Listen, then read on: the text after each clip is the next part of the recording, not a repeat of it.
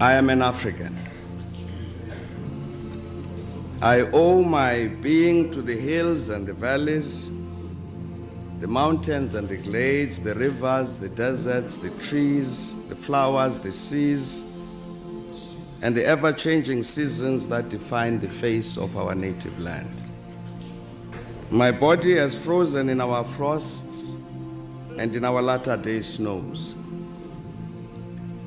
It has thawed in the warmth of our sunshine and melted in the heat of the midday sun.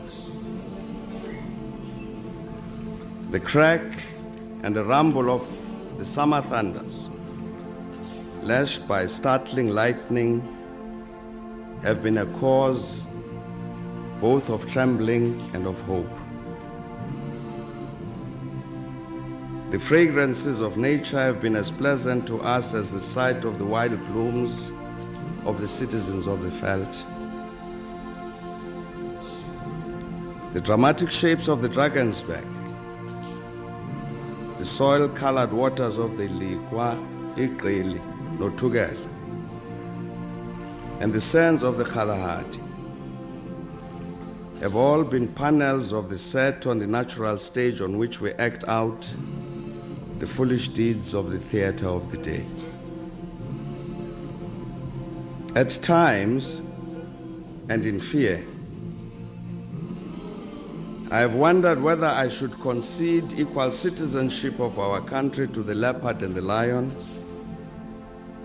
the elephant and the springbok, the hyena, the black mamba, and the pestilential mosquito. A human presence among all of these, a feature on the face of our native land just defined. I know that none dare challenge me when I say I am an African. I am the grandchild of the warrior men and women that Inzansi Kukuni led.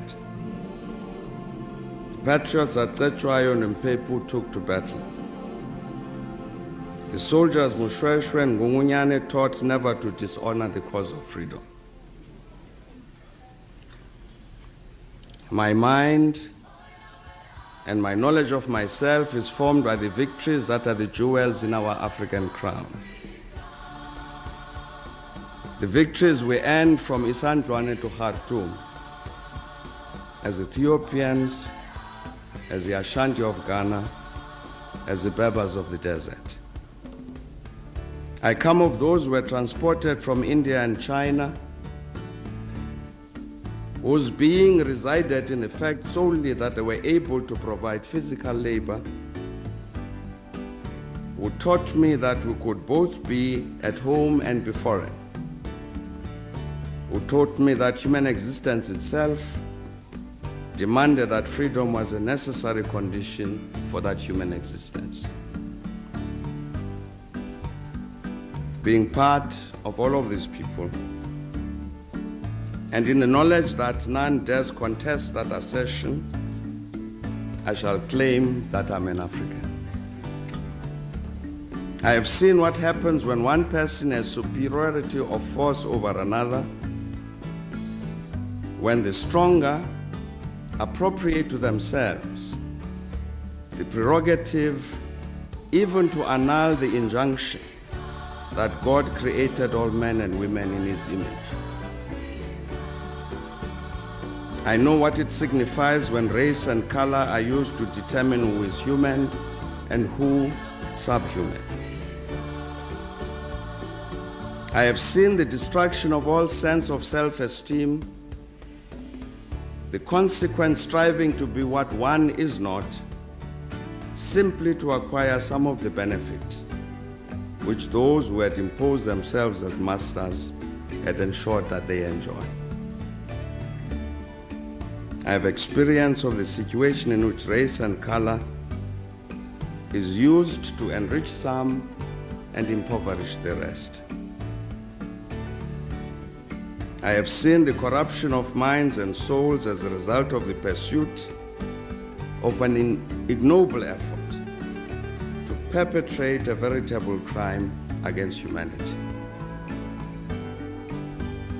I have seen concrete expression of the denial of the dignity of a human being emanating from the conscious, systemic and systematic oppressive and repressive activities of other human beings.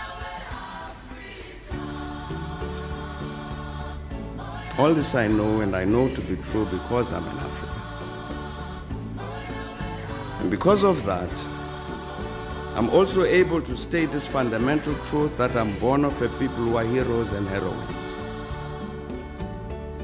I am born of a people who would not tolerate oppression.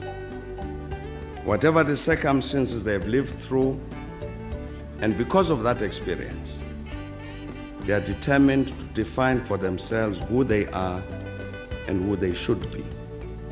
I'm an African. I am born of the peoples of the continent of Africa.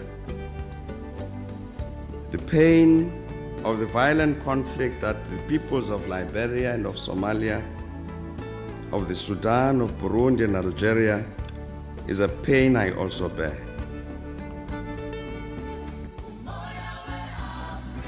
The dismal shame of poverty, suffering and human degradation of my continent is a blight that we share.